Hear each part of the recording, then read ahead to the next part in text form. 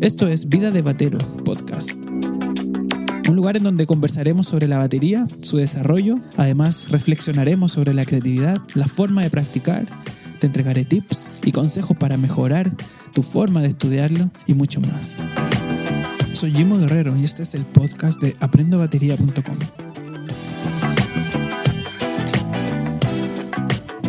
Hola, ¿cómo están? Espero que estén muy bien, bienvenidas y bienvenidos a un nuevo episodio de Vida de Batero, el podcast de aprendobatería.com. Soy Jimo Guerrero y estoy súper contento de poder estar nuevamente con ustedes en un capítulo muy especial en donde voy a contar algunos de los errores que cometí cuando comencé a enseñar batería, cuando comencé a hacer clases de batería hace algunos años atrás. Así que si tú enseñas música, batería o alguna otra cosa, te voy a abrir mi corazón y al mismo tiempo quizás también te sientas, reflejado un poco en lo que yo he vivido. También si estás partiendo a hacer clases por algún motivo, esto te puede servir para que quizás no cometas los mismos errores, ¿ya? No todos fueron errores, pero sí hubo al menos 3 que son los que te voy a contar hoy. Antes de ir con este capítulo, te invito, como cada capítulo, a aprendobatería.com. Allí hay ya algunos cursos. Está el curso El Poder de la Batería Lineal. Además, una masterclass, la masterclass del Groove. Y esa está totalmente gratuita. Y te quiero contar que además se viene un nuevo curso, un curso para aprender a usar GrooveScribe, una super aplicación gratis para escribir tus baterías, tus partituras de batería. Así que quédate atento y si no te has suscrito aún, es una suscripción que puedes hacer ahí en la página, en cualquiera de las páginas siempre va a haber una cajita de suscripción, puedes ir, suscribirte y de esa forma te voy a estar haciendo llegar toda la información. De hecho, este podcast siempre lo estoy avisando a través de las suscripciones de la página. Estoy contando sobre los cursos, también mando descuentos y promociones y noticias, así que quédate ahí suscrito en aprendobatería.com, mi espacio, el cual está creciendo. Así que te doy gracias por estar allí también revisando los cursos, especialmente también la información de las clases y todo lo que tiene que ver con la batería en aprendobatería.com. Vamos al capítulo de hoy. Para quienes no me conocen, yo ya llevo algún tiempo enseñando batería. Partí formal y oficialmente el año 2009, así que llevo unos 12 años enseñando sistemáticamente. ¿Qué quiere decir eso? Siempre hago esa diferencia. Eso quiere decir que antes ya yo había hecho clases a niños, a personas, me habían pedido enseñar, incluso a gente de mi edad que veía que yo estaba aprendiendo, yo estaba estudiando música, estaba estudiando batería, entonces querían que yo les enseñara a ellos porque ellos no estaban estudiando. Pero desde el 2009 comencé a trabajar de forma sistemática en un conservatorio en donde veía a un grupo de alumnos semanalmente, tenía una clase de 1 hora con cada uno. Eso fue para mí un gran salto porque yo todavía estaba en la universidad, estaba en 4º año de la carrera que duraba 5, entonces fue muy bueno porque estando estudiando ya había encontrado un trabajo ligado a la música, en este caso ligado a enseñar. Entonces cuando comencé fue un súper gran paso para mí, pero al mismo tiempo estaba lleno de temores porque si bien es cierto sabía que tenía en mis manos y la habilidad para tocar el instrumento y me estaba yendo bien en la universidad, eso no significa que necesariamente puedas hacer una buena clase o que puedas hacer que un niño de 6 años pueda aprender a tocar batería y tocar una canción y presentarse en un concierto. Entonces, en ese momento fue que partí sistemáticamente a trabajar en programas de formación individual, especialmente con niños que veía de una semana a otra y niños que iban desde educación básica hasta media, o sea, podían ser de 6 a 18 años, o apoderados o profesores del colegio de otras áreas, porque este es un conservatorio de un colegio en el cual todavía trabajo. Entonces comencé sistemáticamente ahí. Los errores que cometí probablemente son propios a cualquier trabajo en donde uno comienza. Así que tampoco siento que fueron tan graves porque traté de ir remediándolos. Pero sí si hoy, o si hubiera escuchado alguno de estos consejos en ese momento, hubiera sentido mayor dirección, porque la verdad, cuando comencé a hacer clases de niños, cuando me ofrecieron este trabajo, el cual obviamente el primer semestre estaba a prueba, yo no sabía bien si me iban a dar el paso a seguir, comencé a tratar de preguntar a gente que tenía más experiencia que yo cómo lo hacían. Bueno, mi profesor Dani Cheul, que fue uno de quienes me recomendó para ese trabajo, él me dio consejos que me fueron muy útiles. Le pregunté a varios más y cada uno me daba algún consejo. Siempre me encontré que me ayudaron, pero no era lo mismo esos consejos que llegar a una clase, conocer a un niño que además ya venía con otro profesor. El primer semestre lo hizo un profesor el cual venía trabajando por años, tenía todo el cariño y el respaldo de la institución, y él se fue a mitad de año y yo tuve que agarrar ese trabajo justamente en agosto de ese año 2009. Entonces llegaba a la sala de verdad con mucho nerviosismo y no sabía bien a qué me iba a enfrentar. Así que ahora te voy a contar en ese contexto cuáles fueron mis 3 grandes errores, y espero que si lo estás cometiendo, bueno, des un giro, o si vas a empezar a hacer clases, los consideres. El número 1, primer gran error que hice cuando comencé a enseñar batería, fue enseñar como me enseñaron. Sí, enseñar tal como alguien me enseñó a mí. Yo en ese momento había tenido una primera experiencia que era cuando mi primo me enseñó a tocar el primer patrón. Él no era baterista, pero conocía cómo funcionaba, que ese fue el momento, el primero con el cual yo toqué el instrumento. Y luego, cuando ya empecé a estudiar en la universidad, comencé a aprender de forma ya técnica, formal, partitura, qué sé yo. Tenía esas como 2 grandes extremos, uno muy desde simplemente hacer sonar un ritmo y otro desde ya lo académico. Y lo natural cuando uno tiene un desafío y le piden que haga algo, en este caso que tiene que ver con enseñanza, es repetir tal como a mí o como a uno le enseñaron. Y eso fue lo que comencé a hacer. Así que yo creo que es algo natural que hacemos, pero repetir el modelo, repetir la forma, repetir la estrategia no es necesariamente el mejor camino. Lo que yo quizás pensaba es que si yo aprendí de esta forma, probablemente el otro también lo puede aprender. O sea, es como obvio, si yo aprendí, el otro también. Pero no es así, definitivamente no es así, porque algunos de ellos tenían 6 años, otros tenían 10, algunos tenían un ambiente musical en su casa súper rico, otros ni siquiera tenían, ni siquiera tenían una banda favorita. Algunos llegaron, los inscribieron a un conservatorio y listo, iban porque era una actividad más dentro de su tarde. Cada estudiante tiene una edad, un contexto, una historia, una habilidad diferente. No estoy diciendo nada del otro mundo, pero es real. Y la forma en que uno enseña obviamente nos va a servir para todos. La manera en la cual yo aprendí definitivamente no es la manera con la cual el resto va a aprender. Y debemos, además de tener obviamente programas, sistemas, ramos, clases, materias, debemos además de eso tener una manera de cómo aterrizarlo.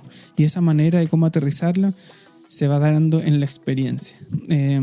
Así que bueno, yo también comencé en ese tiempo, probablemente me di cuenta de este error que estaba repitiendo en las primeras 2 semanas y me di cuenta que no servía, muy en la interna, obviamente, con cierta frustración también, pero comencé naturalmente a buscarle la vuelta y lo que empecé a hacer es intentar conocer un poco más a los estudiantes, conversar un poco más con ellos, generar un lazo de cercanía, una amistad, escucharlos, saber qué música les gustaba, saber qué escuchaban en sus casas, saber qué películas.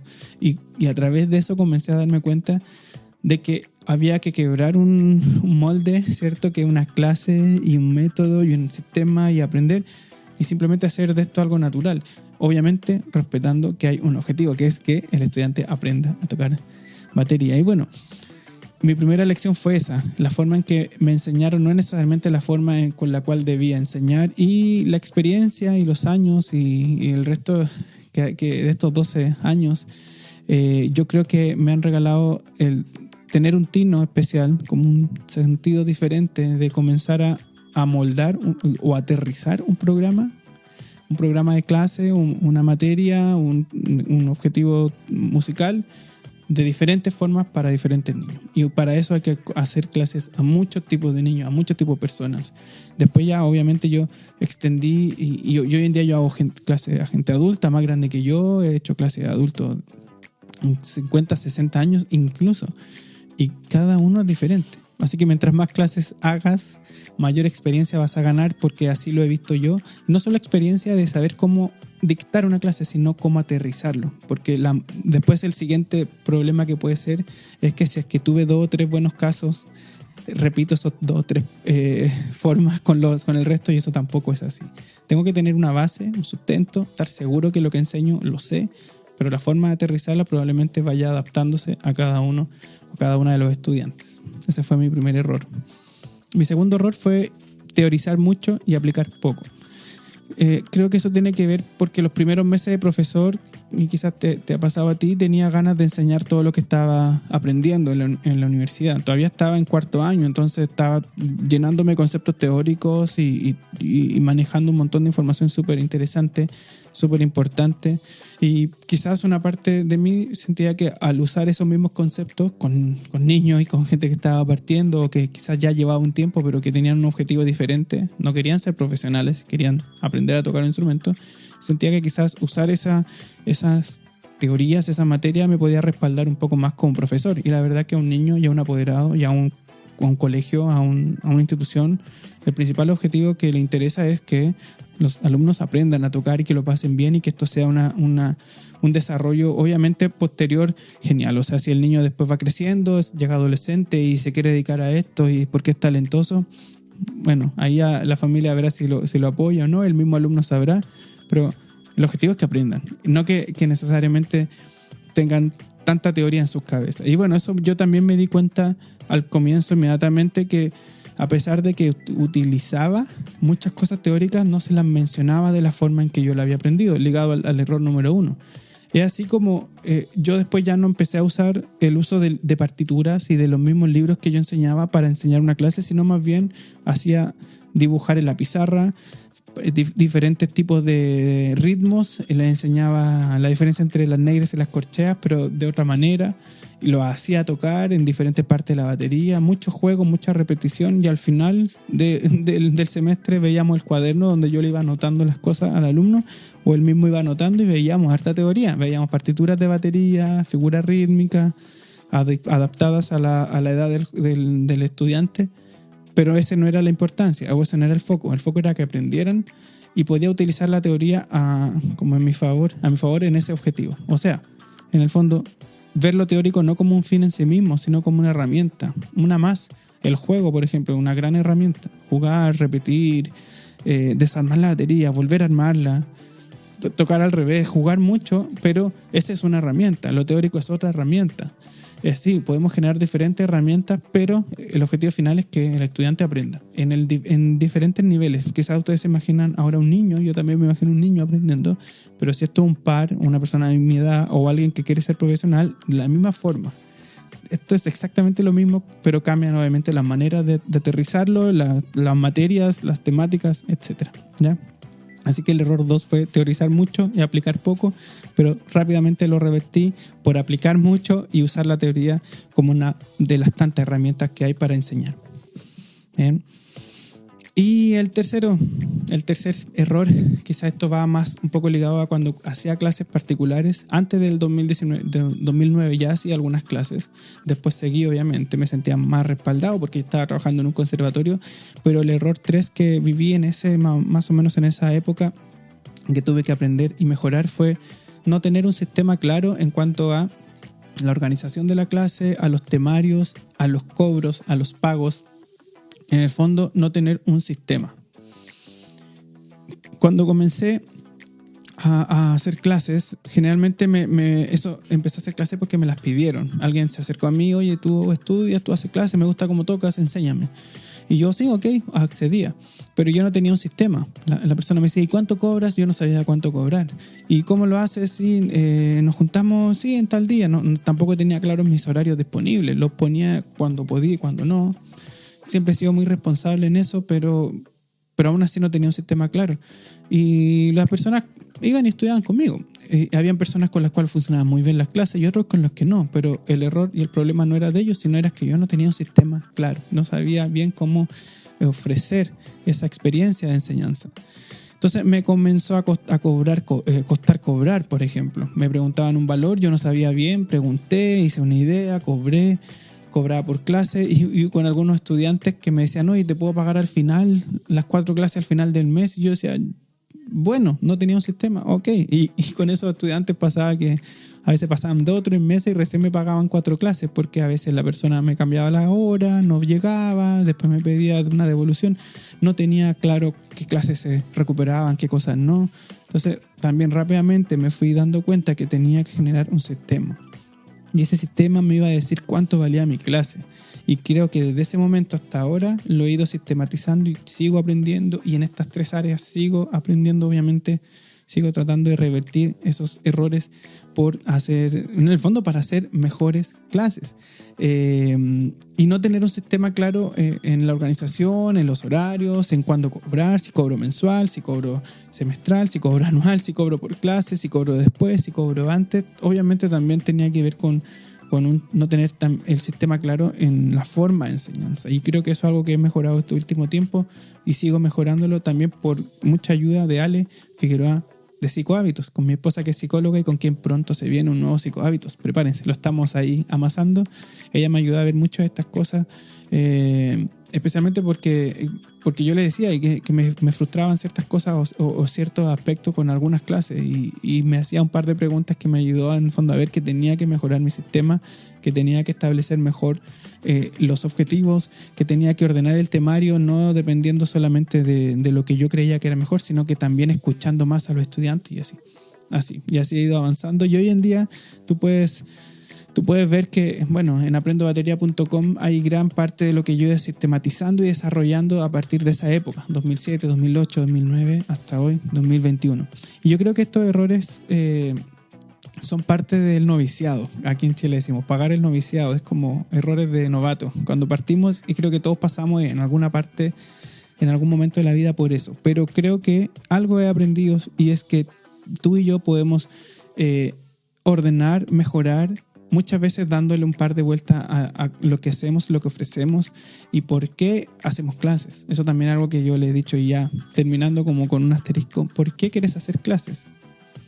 Esto ya no es un error, sino que te lo pregunto. ¿Porque te pidieron clases? Bien.